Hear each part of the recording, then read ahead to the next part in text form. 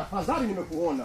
Nilikuwa natafuta watu wanaochafua mazingira yangu. Kumbe nikija kwenye shamba langu hapa, kwenye kiwanja changu nakuta mavi, mara mikojo. Kumbe wewe ndio uaga unakuja unamwaga mambo yako hapa eti.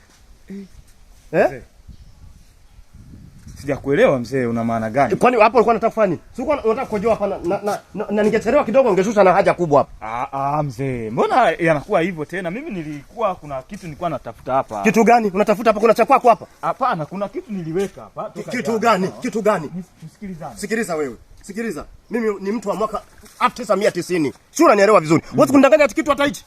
Hapo simkoje wapo. Simkoje wapo kwenye majani hapo. Uso mkojo mzee, wewe ni maji. Wewe mkojo wapo tena mkojo wenyewe unaonekana kabisa unafanana na sura yako. Wewe. Sikiza kwa kitu kimoja wewe. Hapa fine ni milioni 5. Nilishasema kabisa nitakayemkamata yoyote fine milioni 5. Sasa baba. Hebu mzee tusikilizane kwanza. Kwa mwenyekiti. Tusikilizane kwanza. Sawa mzee. Mimi kwa mwenyekiti siwezi kuenda. Sawa. Maana mimi hapa nilichokuwa natafuta, kuna hela niliacha toka jana hapa, ndio nilichokuwa natafuta hapa. Sasa wewe kama kuna watu wako wako wanafanyaga hivyo vitu hapo, unakuja kunisingizia ni mimi, haujanipata mzee. Tena haujanipata kabisa. Sizipu hapa iko wazi. Sizipu iko wazi wapi hapa, na unaona kabisa nimefunga na nimekaza.